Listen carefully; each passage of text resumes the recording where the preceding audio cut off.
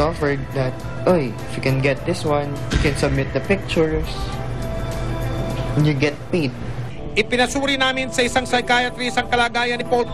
Kasi ang mga estudyante ay, ang iba dyan is gullible din, no? Madali silang maniwala, lalo na pag ang isang nagsasalita ay parang totoo ang mga sinasabi. Ang isang tao may antisocial, no, na personality disorder ay napaka-convincing magsalita. They can be very charming. Ang ganitong kalagayan pala ay lubang nakakaalarma at dapat maagang masolusyonan. Ganun pa man, hindi pa rin ligtas si Paul sa kanyang pananagutan sa kanyang mga nagawang kasalanan. Ang mga asunto na isinampa natin laban dito kay Mr. Paul, Article 316, 315 and 316. At ito ay meron 2 to 4 years imprisonment kung mapapatunayan na nang-estapa siya. We also decided to file threats against him, that is Article 282 ng Revised Penal Code. At may kulong to ng minimum of 3 months. Minimum ho yung ibig sabihin nun. Ibig sabihin, it can go up to 6 years.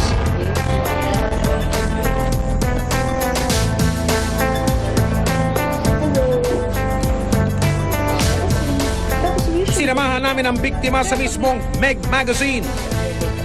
Bago niya ang pagpapakasakaling baka ito na ang una niyang hakbang para abutin ang pangarap. Samantala, si Paul, kung noon sa entablado siya umaarte, ngayon nararanasan na niya ang role ng isang preso sa tunay na buhay. Dahil ang kapalit ng panloloko ay hindi kasikatan kundi kaparusahan dapat pagbayaran. Susunod, live show sa Sinean Patok sa Takilya sa Bulacan.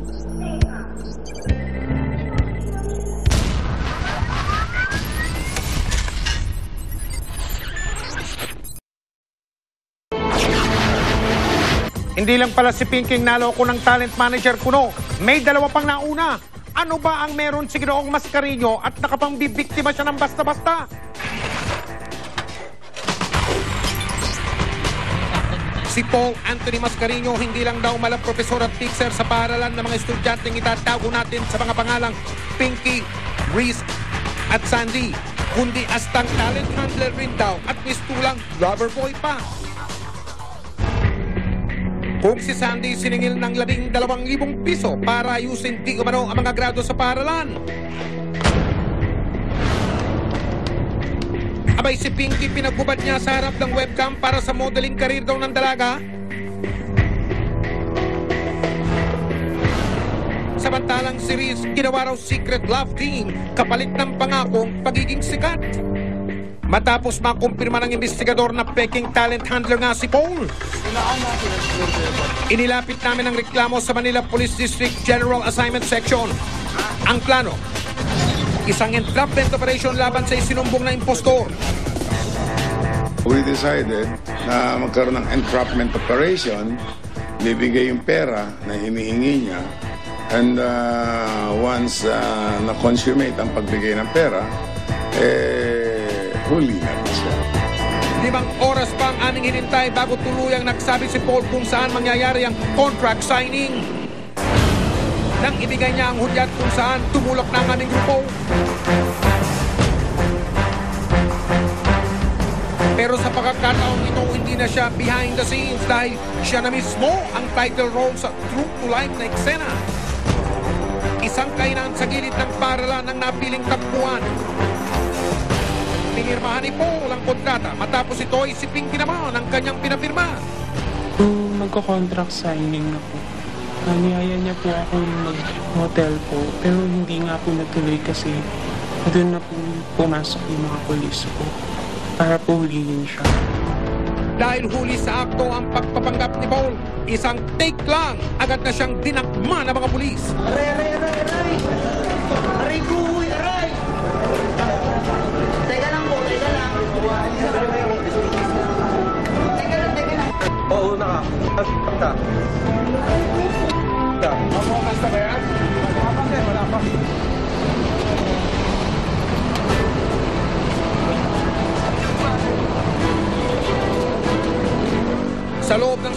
hindi na makapalag ang inirereklamong binata. Relax ka lang. Teka lang. Gaganyan lang ako. Walang gagawin. Walang gagawin. Likod mo lang kamay mo para hindi ka magmo. Sinuri namin ang kontratang pinagpirma ni Pong kay Pinky. Nakalagay rito kung magkano ang talent ni Pinky at kung ano-anong benepisyo ng pagiging model. May binabanggit pa ritong pangalan na talent acquisition manager ng isang magazine. Pero, nang tanungin namin ang editor-in-chief ng nabanggit na magazine, major problem pala ito para kay Paul. I've never heard of that person. Hindi namin siya kakilala at saka hindi rin siya connected sa Meg. Sa paraan daw ng pagre-recruit ni Paul, malabong may kinalaman siya sa kanila. Actually, when we get models for Meg, there's a talk between the agent or the agency and the editor, the person who's gonna book. And then, of course, they go to the studio or they go to the office, the contract. Dapat at least may logo or dapat pumunta sa office. Pero when I saw the contract you showed me, that's not ours talaga. Nabawi mula sa kanya ang isang peking ID card ng GMA7 at registration form ng isang eskwelahan. Habang kinukunan ng impormasyon, si Paul hindi nakatiis sa mga dalagang nagre-reklamo. Mami ko nga pala. Tayo kahapon. Hindi mo ako pinuto. Gago ka? Di ba may usapan tayo kahapon? Hindi. May usapan kami kahapon yan eh. Nang sisipot-ipot, di ba? Hindi. Sinungaling ka eh. Sinungaling ka eh. Gago ka eh, di ba? May usapan tayo kahapon. Pipili ka ang tao makakatapat mo. Umanda ka, hindi ako titigil at di ka makukulong. Ayop ka! Gago ka! Di pa ako tapos sa'yo ha. Pag nakalaya ka ito, may kaso ka na sa akin! Hayop! Meron ka pang kaso sa Marikina, tandaan mo, ha? May hearing pa tayo. May hearing pa kayo. Karma sa iyo ginagawa mo. Karma yan. Ano mukha mo, ha? Ako sa loob mong loko. Sinasabi, manager ka. Kasalukuyan na rin palang dinidinig ang kasong estafa laban sa kanya sa lungsod ng Marikina. May mo ko labanan. Marami kang pananakot sa akin dati, di ba? Sabi niya sana ito may warrant of arrest na daw ako. Ako pa ipapakulong niya. Gago ka pa, ha? Ma'am, tama na po. Tama na po. Okay na po. Nasa custody po ng pulisya. Ang lahat ng bintang laban kay Paul, isa-isa niyang sinagot. Una, bakit handler ang posisyon na inilagay mo sa kontrata? Kasi syempre, kung tatrabaho sa call center, ang tawag sa'yo, call center agent. So may hawak kang talent, talent handler ka. Pati sa case unclosed ng GMA7, kasali ka rin? We went like 3 times to be part of case unclosed, which can be verified. Sa case and close kasi before, every week kaming may reenactment. So every week, iba't iba rin yung set of talents namin. Ayon mismo dun sa talent coordinator namin, wala kaming naging talent na nagngangalang Paul Mascarino. FYI, iho, matagal nang wala ang case unclosed. Ano ang mensahe mo sa mga naging biktima mo? Sorry if they have felt that I betrayed them or niloko sila. Ang nakuwang peking GMA ID sa kanya, inusisa rin namin.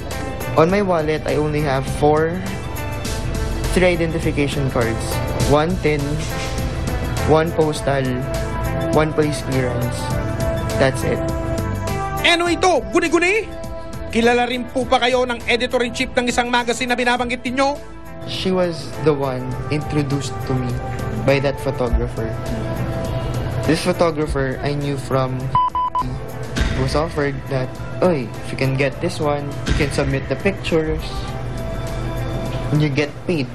Ipinasuri namin sa isang psychiatrist ang kalagayan ni Paul. Kasi ang mga estudyante ay, ang iba dyan is gullible din, no? Madali silang maniwala, lalo na pag ang isang nagsasalita ay parang totoo ang mga sinasabi. Ang isang tao may antisocial, no, na personality disorder ay napaka-convincing magsalita. They can be very charming. Ang ganitong kalagayan pala ay lubang nakakaalarma at dapat maagang masolusyonan. Ganung paman, hindi pa rin ligtas si Paul sa kanyang pananagutan sa kanyang mga nagawang kasalanan. Ang mga asunto na isinampa natin laban dito kay Mr. Paul, Article 316, 315 and 316. At ito ay meron na 2 to 4 years imprisonment kung mapapatunayan na nang-estapa siya. We also decided to file threats against him, that is Article 282 ng Revised Penal Code. At may kulong to ng minimum of 3 months. Minimum ho yung ibig sabihin nun. Ibig sabihin, it can go up to 6 years.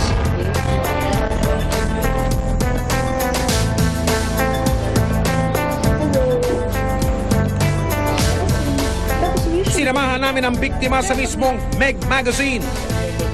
Baon niya ang pagpapakasakaling baka ito na ang una niyang hakbang para abutin ang pangarap. Samantala, si Paul, kung noon sa entablado siya umaarte, ngayon, nararanasan na niya ang role ng isang preso sa tunay na buhay. Dahil ang kapalit ng panloloko ay hindi kasikatan kundi kaparusahan dapat pagbayaran. Susunod, live show sa Sinehan Patok sa Takilya sa Bulacan.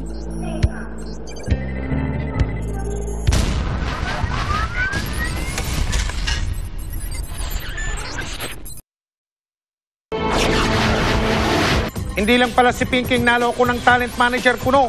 May dalawa pang nauna. Ano ba ang meron si Ginoong Mascarillo at nakapangbibiktima siya ng basta-basta?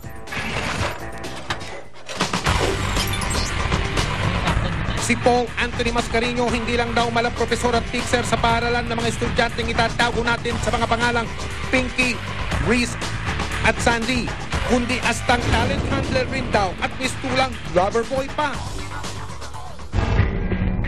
Kung si Sandy siningil ng 12,000 piso para ayusin di umano ang mga grado sa paaralan. Abay si Pinky pinagubad niya sa harap ng webcam para sa modeling career daw ng dalaga. Samantalang si Reese ginawa raw secret love team kapalit ng pangakong pagiging sikat. Matapos makumpirma ng investigador na peking talent handler nga si Paul, inilapit namin ang reklamo sa Manila Police District General Assignment Section.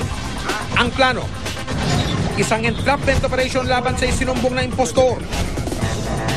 We decided na magkaroon ng entrapment operation, bibigay yung pera na hinihingi niya, and once na-consummate ang pagbigay ng pera,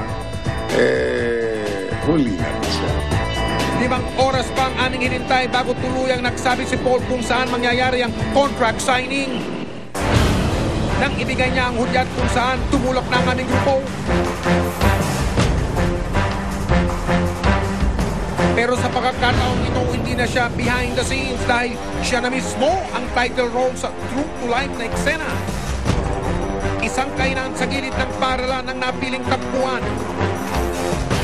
Pinirmahan ni Paul ang kontrata matapos ito ay si Pinky naman ang kanyang pinapirma. Magko-contract signing na po. Niyaya niya po ako mag-hotel po, pero hindi nga po natuloy kasi doon na po pumasok yung mga polis po para po hulihin siya. Dahil huli sa akto ang pagpapanggap ni Paul, isang take lang, agad na siyang dinakma ng mga pulis. Aray! Aray ko! Aray! Teka lang po, teka lang. Teka lang. Oo, naka. Mamukas na ba yan? Wala pa.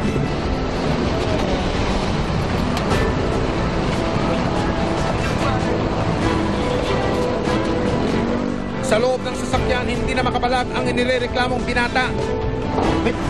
Aray ka lang. Teka lang. Gaganyan lang ako. Walang gagawin. Likod mo lang kamay mo para hindi ka magmo. Sinuri namin ang kontratang pinagpirma ni Pong kay Pinky. Nakalagay rito kung magkano ang talent ni Pinky at kung ano-anong benepisyo ng pagiging model. May binabanggit pa ritong pangalan na talent acquisition manager ng isang magazine. Pero, nang tanungin namin ang editor-in-chief ng nabanggit na magazine, major problem pala ito para kay Paul. I've never heard of that person. Hindi namin siya kakilala at saka hindi rin siya connected sa Meg. Sa paraan daw ng pagre-recruit ni Paul, malabong may kinalaman siya sa kanila. Actually, when we get models for Meg, there's a talk between the agent or the agency and the editor, the person who's gonna book. And then, of course, they go to the studio or they go to the office, the contract. Dapat at least may logo or dapat pumunta sa office. Pero when I saw the contract you showed me, that's not ours talaga. Nabawi mula sa kanya ang isang peking ID card ng GMA7 at registration form ng isang eskwelahan. Habang kinukunan ng impormasyon, si Paul hindi nakatiis sa mga dalagang nagre-reklamo. Mami ko nga pala. Tayo kahapon, let's go. Patuloy mo ako sinuto. Gago ka? Di ba may usapan tayo kahapon? Diba, hindi. May usapan kami kahapon yan eh, ng sisiputin, di ba? Hindi. Sinungaling ka eh. Sinungaling ka eh, gago ka eh, di ba? May usapan tayo kahapon, di ba? Pipili ka ang tao makakatapat mo, umanda ka, hindi ako titigil at di ka makukulong.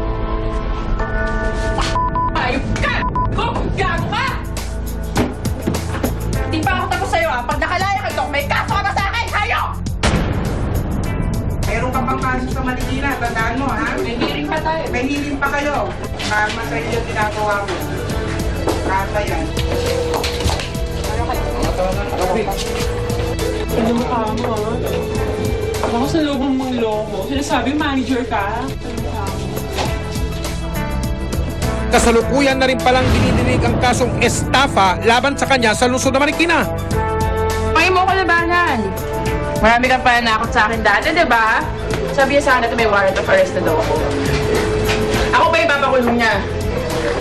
Gago ka ba? Ma'am, tama na po. Tama na po. Okay na po. Nasa custody po ng pulisya. Ang lahat ng bintang laban kay Paul, isa-isa niyang sinagot. Una, bakit handler ang posisyon na inilagay mo sa kontrata? Kasi syempre, kung tatrabaho sa call center, ang tawag sa'yo, call center agent. So may hawak kang talent, handle ka. Pati sa case unclosed ng GMA7, kasali ka rin? We went like 3 times to be part of case unclosed, which can be verified. Sa case and close kasi before, every week kaming may reenactment. So every week, iba't iba rin yung set of talents namin. Ayon mismo dun sa talent coordinator namin, wala kaming naging talent na nagngangalang Paul Mascarino. FYI, iho, matagal nang wala ang case unclosed. Ano ang mensahe mo sa mga naging biktima mo? Sorry if they have felt that I betrayed them or niloko sila. Ang nakuwang peking GMA ID sa kanya, inusisa rin namin. On my wallet, I only have 3 identification cards. 1 TIN, 1 postal, 1 police clearance. That's it. Ano ito? Guni-guni? Kilala rin po pa kayo ng editor-in-chief ng isang magazine na binabanggit ninyo? She was the one introduced to me by that photographer. This photographer I knew from was offered that, oy, if you can get this one, you can submit the pictures and you get paid. Ipinasuri namin sa isang psychiatrist ang kalagayan ni Paul.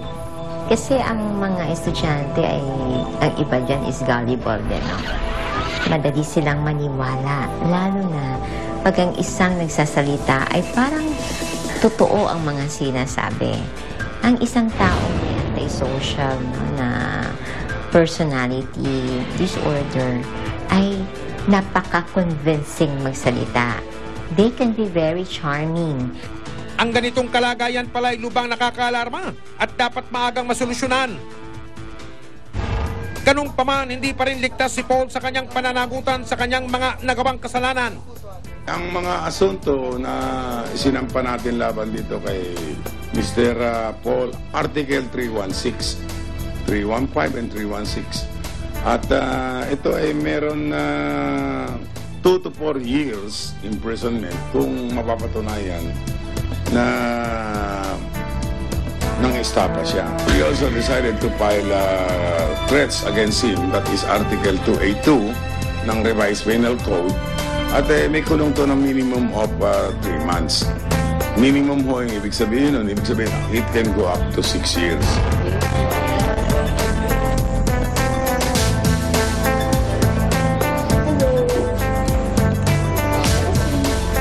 Sinamahan namin ang biktima sa mismong Meg Magazine. Baon niya ang pagpapakasakaling baka ito na ang una niyang hakbang para abutin ang pangarap. Samantala, si Paul, kung noon sa entablado siya umaarte, ngayon nararanasan na niya ang role ng isang preso sa tunay na buhay. Dahil ang kapalit ng panloloko ay hindi kasikatan kundi kaparusahan dapat pagbayaran. Susunod, live show sa Sinean Patok sa Taquilla sa Bulacan.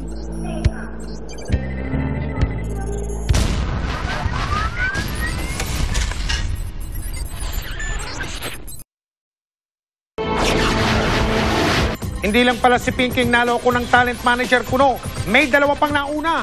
Ano ba ang meron si Ginoong Mascarillo at nakapangbibiktima siya ng basta-basta?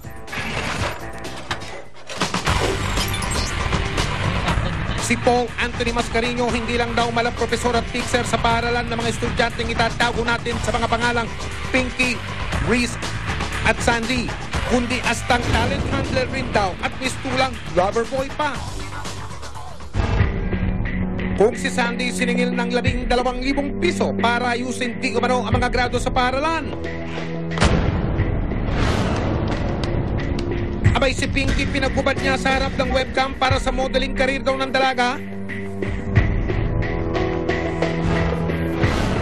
Samantalang si Reese ginawa raw secret love team kapalit ng pangakong pagiging sikat. Matapos makumpirma ng investigador na peking talent handler nga si Paul,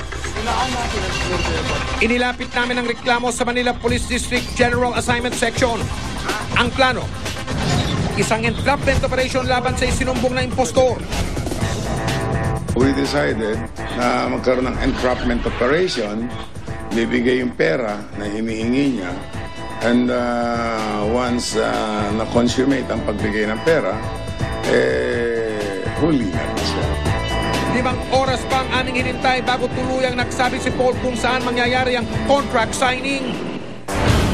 Nang ibigay niya ang hudyat kung saan tumulok na ang aming grupo. Pero sa pagkakataon ito, hindi na siya behind the scenes dahil siya na mismo ang title role sa true to life na eksena. Isang kainan sa gilid ng paaralan ng napiling takbuhan. Pinirmahan ni Paul ang kontrata matapos ito ay si Pinky naman ang kanyang pinapirma. Magko-contract signing na po. Niyaya niya po ako mag-hotel po, pero hindi nga po natuloy kasi doon na po pumasok yung mga polis po para po hulihin siya. Dahil huli sa akto ang pagpapanggap ni Paul, isang take lang, agad na siyang dinakma ng mga pulis. Aray! Aray ko! Aray! Teka lang po, teka lang. Teka lang. Oo, naka. Mabukas na ba yan? Wala pa.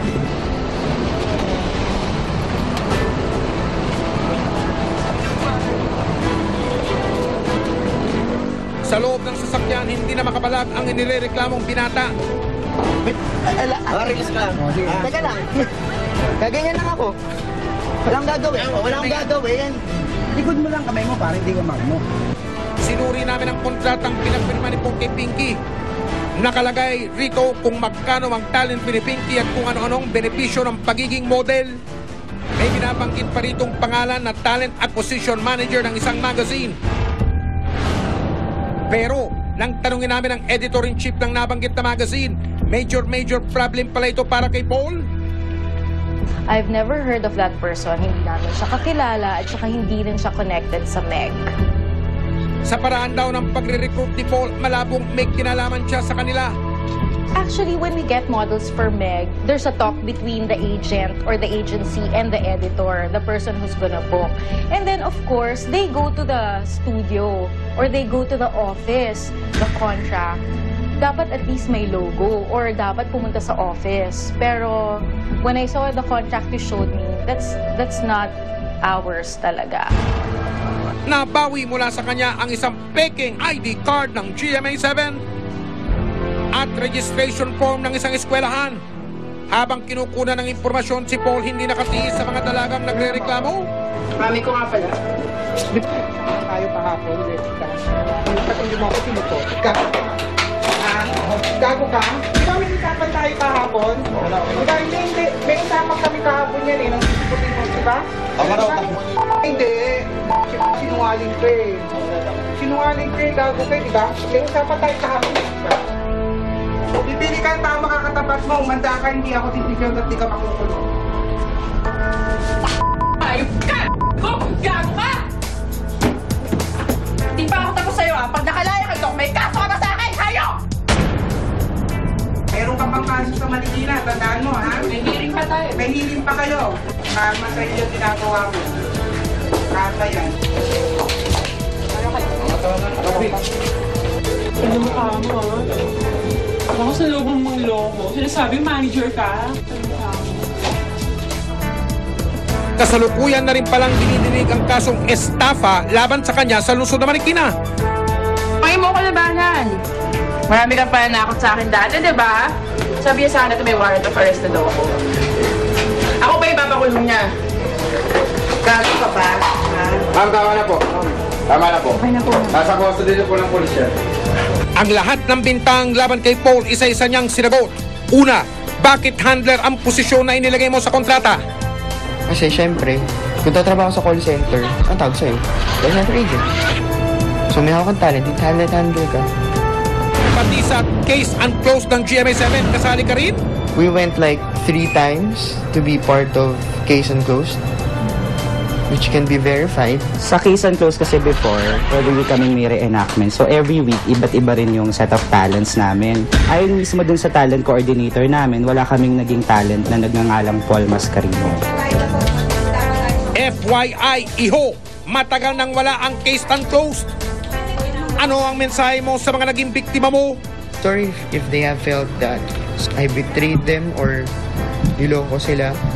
Ang nakuwang peking GMA ID sa kanya, inusisa rin namin. On my wallet, I only have 3 identification cards. 1 TIN, 1 postal, 1 police clearance. That's it. Ano ito? Guni-guni? Kilala rin po ba kayo ng editor-in-chief ng isang magazine na binabanggit ninyo? She was the one introduced to me by that photographer. This photographer I knew from was offered that, oy, if you can get this one, you can submit the pictures and you get paid. Ipinasuri namin sa isang psychiatrist ang kalagayan ni Paul. Kasi ang mga estudyante ay, ang iba dyan is gullible din, no? Madali silang maniwala, lalo na pag ang isang nagsasalita ay parang totoo ang mga sinasabi. Ang isang tao may antisocial, no, na personality disorder ay napaka-convincing magsalita. They can be very charming. Ang ganitong kalagayan pala ay lubang nakakaalarma at dapat maagang masolusyonan. Ganun pa man, hindi pa rin ligtas si Paul sa kanyang pananagutan sa kanyang mga nagawang kasalanan. Ang mga asunto na isinampa natin laban dito kay Mr. Paul, Article 316, 315 and 316. At ito ay meron 2 to 4 years imprisonment kung mapapatunayan na nang-estafa siya. We also decided to file threats against him, that is Article 282 ng Revised Penal Code. At may kulong to ng minimum of 3 months. Minimum ho, yung ibig sabihin nun, it can go up to 6 years.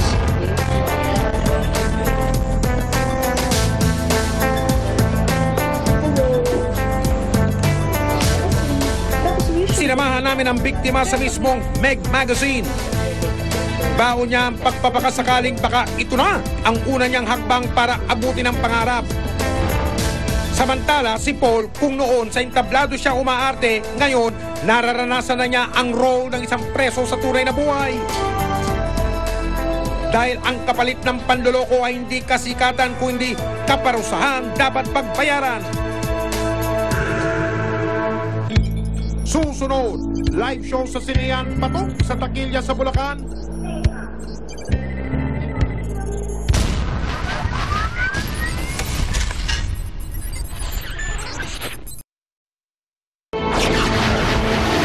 Hindi lang pala si Pinking naloko ng talent manager kuno.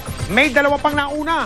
Ano ba ang meron si Ginoong Mascarillo at nakapangbibiktima siya ng basta-basta?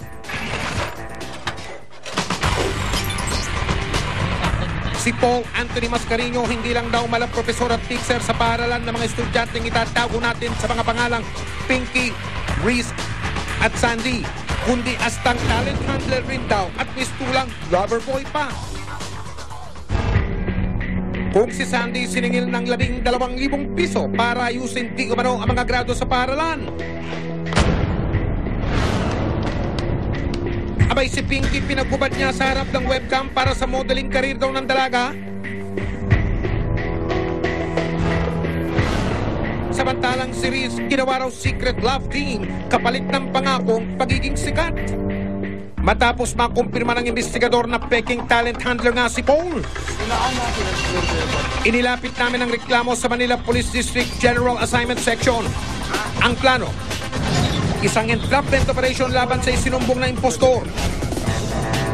We decided na magkaroon ng entrapment operation, bibigay yung pera na hinihingi niya, and once na-consummate ang pagbigay ng pera, huli na siya. 5 oras pa ang aming hinintay bago tuluyang nagsabi si Paul kung saan mangyayari ang contract signing. Nang ibigay niya ang hudyat kung saan tumulak na ang aming grupo. Pero sa pagkakataong ito, hindi na siya behind the scenes dahil siya na mismo ang title role sa true to life na eksena. Isang kainan sa gilid ng paaralan ng napiling takbuhan. Pinirmahan ni Paul ang kontrata. Matapos ito ay si Pinky naman ang kanyang pinapirma. Magko-contract signing na po. Niyaya niya po ako mag-hotel po. Pero hindi nga po natuloy kasi doon na po pumasok yung mga polis po. Para po hulihin siya. Dahil huli sa akto ang pagpapanggap ni Paul, isang take lang, agad na siyang dinakma ng mga pulis. Aray! Aray ko! Aray! Teka lang po, teka lang. Teka lang. Oo, naka. Basta ba yan? Wala pa.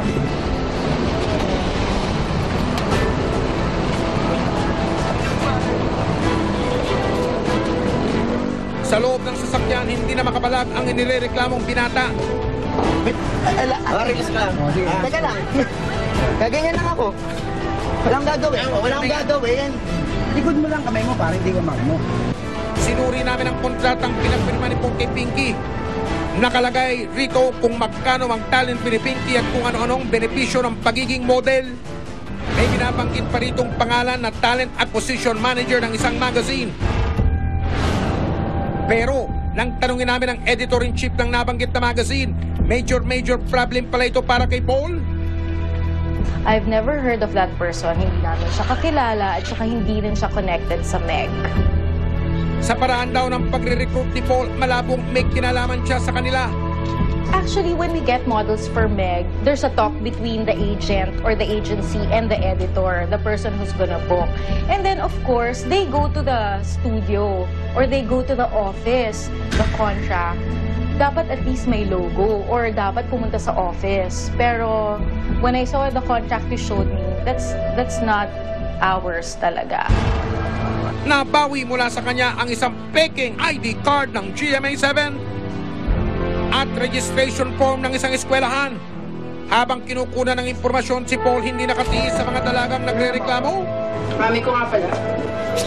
Tayo kahapon, Jessica. Hindi mo ako sinuto.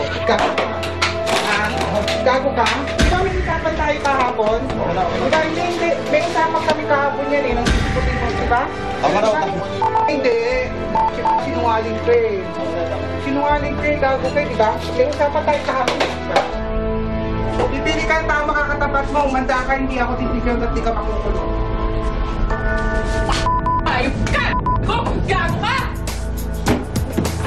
Di pa ako tapos sa'yo ah. Pag nakalaya ka ito, may kaso ka na sa akin! Hayo! Meron ka pang kaso sa Marikina. Tandaan mo ha? May hearing pa tayo. May hearing pa kayo. Karma sa iyo ginagawa mo.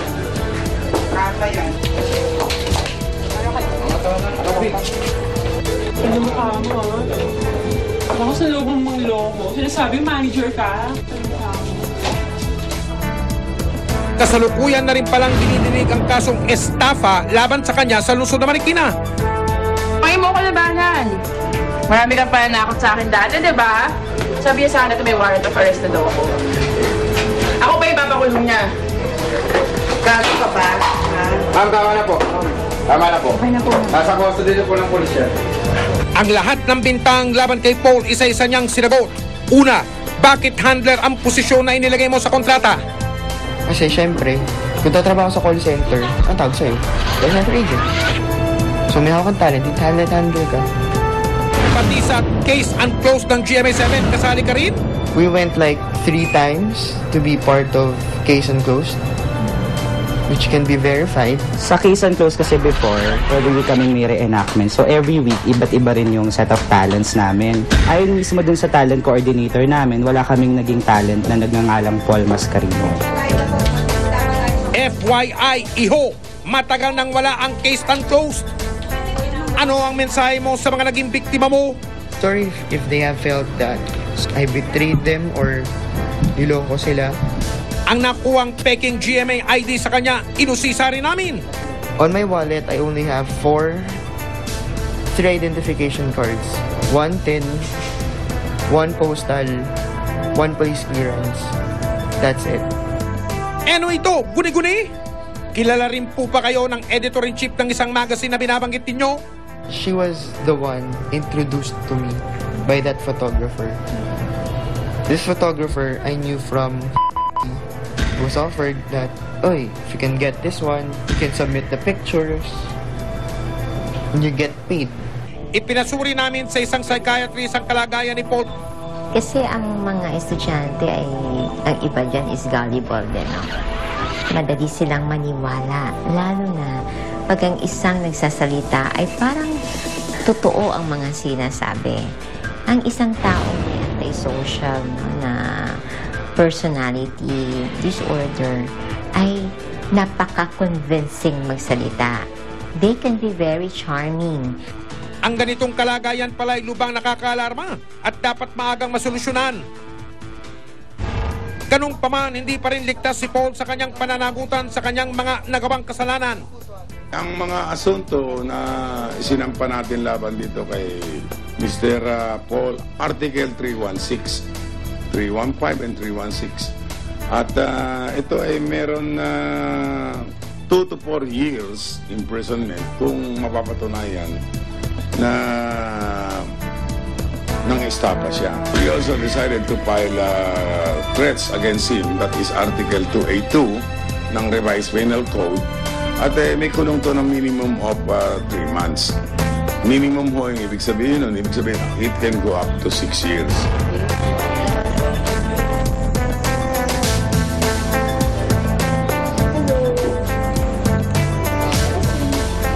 Sinamahan namin ang biktima sa mismong Meg Magazine. Baon niya ang pagpapakasakaling baka ito na ang una niyang hakbang para abutin ang pangarap. Samantala, si Paul, kung noon sa entablado siya umaarte, ngayon nararanasan na niya ang role ng isang preso sa tunay na buhay. Dahil ang kapalit ng panloloko ay hindi kasikatan kundi kaparusahan dapat pagbayaran. Susunod, live show sa Sineyan Patok sa Takilya sa Bulacan.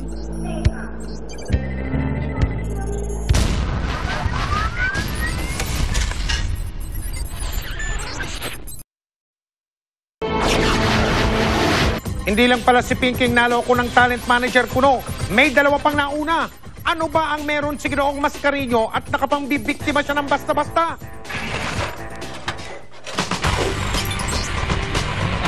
Si Paul Anthony Mascarino hindi lang daw malang profesor at teacher sa paaralan ng mga estudyanteng itatago natin sa mga pangalang Pinky, Reese at Sandy, kundi astang talent handler rin daw at mistulang lover boy pa. Kung si Sandy siningil ng 12,000 piso para ayusin di umano ang mga grado sa paaralan. Abay si Pinky pinagubad niya sa harap ng webcam para sa modeling career daw ng dalaga. Samantalang si Riz, ginawa raw secret love team kapalit ng pangakong pagiging sikat. Matapos makumpirma ng investigador na peking talent handler nga si Paul, inilapit namin ang reklamo sa Manila Police District General Assignment Section. Ang plano, isang entrapment operation laban sa isinumbong na impostor. We decided na magkaroon ng entrapment operation, bibigay yung pera na hinihingi niya, and once na-consummate ang pagbigay ng pera, huli na siya. 5 oras pa ang aming hinintay bago tuluyang nagsabi si Paul kung saan mangyayari ang contract signing. Nang ibigay niya ang hudyat kung saan tumulok na ang aming grupo. Pero sa pagkakataong ito, hindi na siya behind the scenes dahil siya na mismo ang title role sa true to life na eksena. Isang kainan sa gilid ng paralan ng napiling takbuhan. Pinirmahan ni Paul ang kontrata matapos ito ay si Pinky naman ang kanyang pinapirma. Magko-contract signing na po. Niyaya niya po ako mag-hotel po, pero hindi nga po natuloy kasi doon na po pumasok yung mga polis po para po hulihin siya. Dahil huli sa akto ang pagpapanggap ni Paul, isang take lang, agad na siyang dinakma ng mga pulis. Aray! Aray ko! Aray! Teka lang po, teka lang. Teka lang. Oo, naka. Mamukas na ba yan? Wala pa.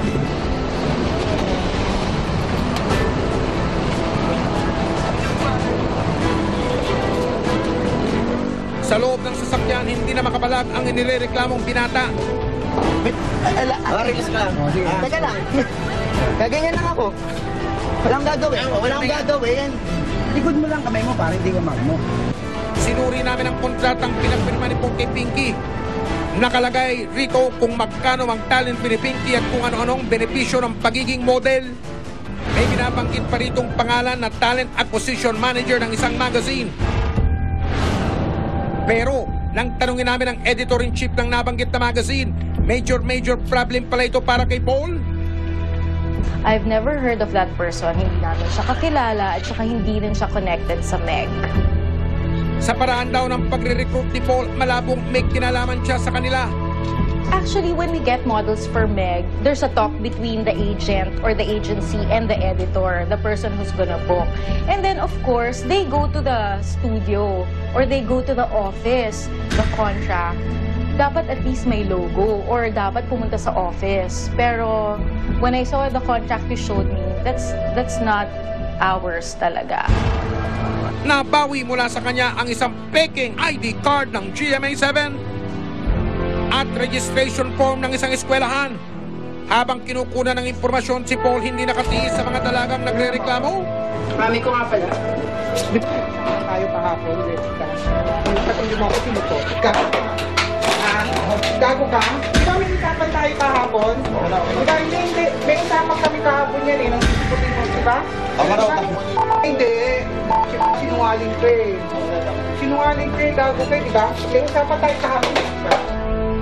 Pipili ka ang tao makakatapat mo. Umanda ka, hindi ako titigil at di ka makukulong. Ayop ka! Gago ka! Di pa ako tapos sa'yo ah. Pag nakalaya ka doon, may kaso ka na sa akin! Hayop! Meron ka pang kaso sa Marikina, tandaan mo ha? May hearing pa tayo. May hearing pa kayo. Karma sa iyo ginagawa mo. Karma yan. Ano mukha mo ah? Ako sa loob mong loko. Sinasabi